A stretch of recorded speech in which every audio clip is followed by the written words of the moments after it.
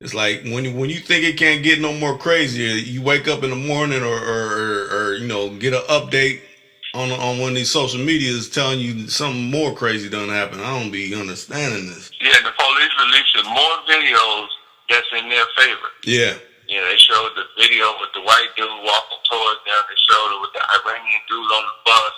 You know, when he tried to take the police gun, and they shot him. But all these shootings were somewhat justifiable. If somebody walking towards you with a gun, maybe you might need to shoot him, or acting like you got a gun. Yeah. You know, somebody try to take your gun, yeah, maybe you need to shoot him. But somebody laying on the ground, Yeah. or somebody walking towards you with no gun, I mean, you know, it's like, you know, it's a double standard. See, they, you know, instead of the police owning up to their mistake, they got a campaign out too. All you got to do is all these police videos have been released from dash cams. You know, the only way you can get a dash cam video is from the police department. So the reason why they releasing the videos that are in favor of their actions is because they're trying to sway public opinion. They're trying to make people say, oh, the police have a dangerous job. And sometimes they're going to make mistakes. And, you know, these are possible mistake cases. And these guys are, you know, they carry themselves very thuggish and they look very violent. So the police don't know whether they are good citizens or they're bad citizens because of the way they dress. Oh, but I thought you didn't have no profiling. Yeah. Oh, yeah, we're not profiling. Oh, but yes, you are. If you're making that assessment, then you're profiling. But these are the things that we hear on a continuous basis. We hear these people always justifying why they did something instead of apologizing or instead of, you know, ameliorating or to correct the defects. You know, but they don't know how to do that because it's not in the police department.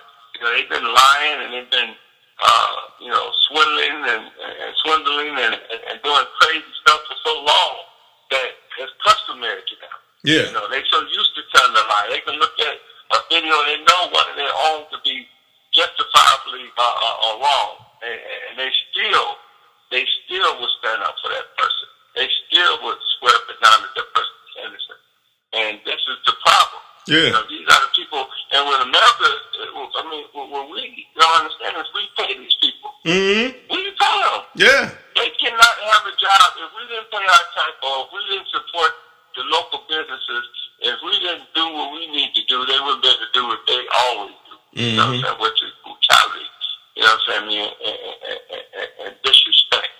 You know, and disorder. You know what I'm saying? Not law and order, it's disorder. Yeah. It's law and disorder. You know, because they disorderly as a mother. You know what I'm saying? They continue to be. You know, they don't have no respect whatsoever. They don't have no respect for the man, you know, who go out there and get a good job and who changes his life, for a man who never been to jail.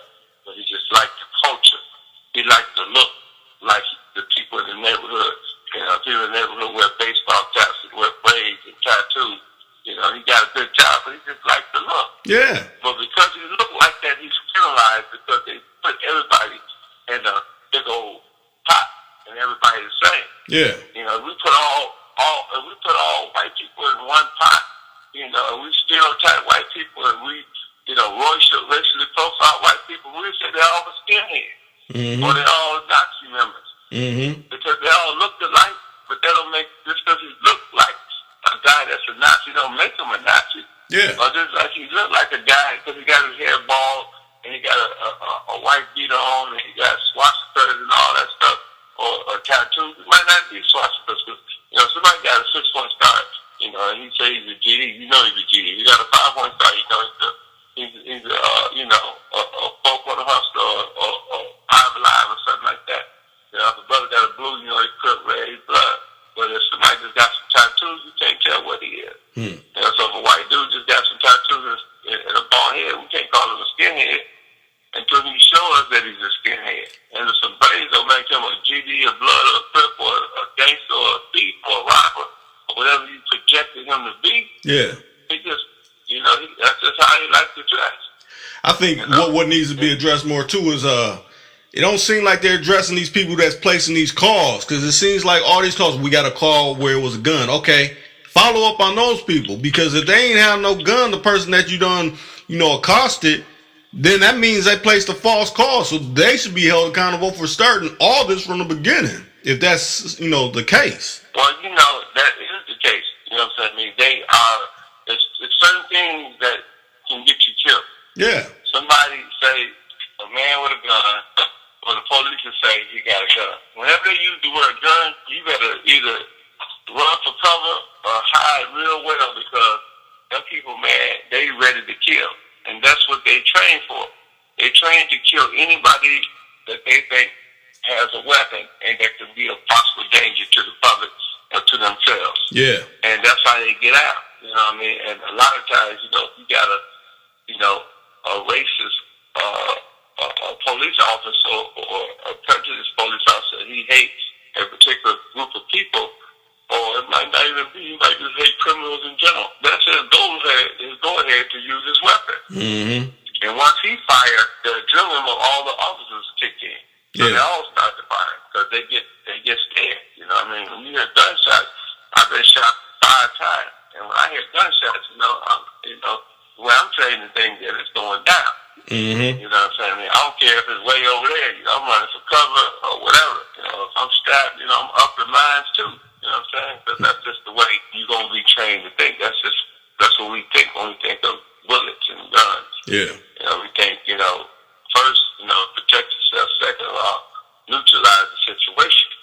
I look at it like this: what's so dangerous? What if it's just a simple guy, out with his daughter or something, and somebody sees them that doesn't even, they got a thing against black people or whatever race that they have a thing against. They could call in a false report and actually get this person killed, and probably don't even face no consequences for it. And that's what some people do, because they understand, that whenever you mention guns, the police is coming strapped. They're coming with guns drawn. Yeah. And their adrenaline gonna be pumping, and they train to kill in those instances. You know what I'm saying? So you got to understand that. And people who study law enforcement, who understand how the law works, and people who want to do harm to people or want to set people up, this is one of the acts that they may do. They may falsely call the police and falsely, accuse somebody of being in the area with a gun, knowing that the police might be a toy, as in the case of the autistic guy. But these are code words. I told you that in our other discussion. When you say gun, it raises the bar. Mm-hmm. Anytime you use the word gun, it raises the bar. And people that know that, and people that want to see harm be brought to other people, and they want to perpetuate, a certain mentality, this is what they're going to do. You know what I'm saying? They're going to call and say somebody got a gun, because they know that if anybody got anything close to a gun, and if somebody, typically in the case of the police, if the police covering you with your hands, drawn, some of us might have a bag of weed on with their guns drawn. Some of us might have a bag of weed on. Some of us might have a little knife. Some of us might just do have a little gun. So in that case, we don't mean to do harm to the police, but we might be trying to throw the gun away. We might be trying to throw a bag of weed away. And they don't train us, like they train us up. They train themselves to shoot in this instance. But they don't train the American people, not to try to throw your weed away or try to throw a knife away or a gun away when police is accosting you. You know what I'm saying? So you don't know. So you could be in a situation, where, your life is in danger and you could be murdered and you don't even know it because you don't know the protocol. Yeah. You're not trained, to know what's going to happen in that instance. So, a lot of people, they probably get killed, and they have guns on them and all that. They really might be trying to hide the gun. They might be trying to put the gun under the seat. They might be trying to throw the gun up under the table. You know what I'm saying? They might have a knife and try to throw the knife, no matter what the circumstances is. They're not trained, and they don't know what they're doing. And they don't know that little act can get them killed. And that's the travesty, brother. That's the problem. The problem is, they train, to kill us in those situations, but we're not trained to act in those situations. They should have, a daily news segment where they show 5 or 10 minutes of how to act in the case of an encounter with a police. You know what I'm saying? And then you'll start probably seeing people get murdered. But I know some of my partners, man, they will probably try to put the gun up under the seat. Because they think they're slick. You know what I'm saying? They think they're clever. They're trying to beat the police. And they're like, man, this little sucker don't know nothing, man. I'm going to hide this gun. And the police see a shiny instrument, he's going to shoot first. Because he thinks his life is in danger. It's really sad when they don't even follow the protocols of themselves, and they shoot you even if you don't got a gun, even if you just move a certain way, then you're really in trouble. I mean, in the case of this brother, you know what I'm saying, Charles, you know what I'm saying, he had his hands up and they still shot.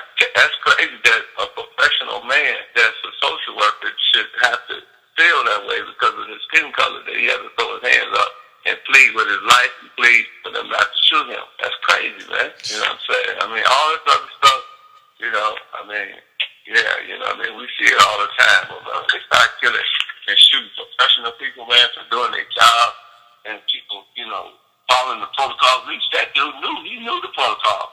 He had his hands up, he still got shot. Yeah. And apparently, you know what I'm saying, I mean, the guy just wanted to shoot him because his trainer taught him to shoot to kill. He didn't try to shoot to kill, he wanted to just shoot that dude. Yeah. You know, I mean, he wanted to be heroic. He knows that shooting that dude would probably give him some stripes and some pointers within the police department and the police community throughout the world. He wanted to be a martyr.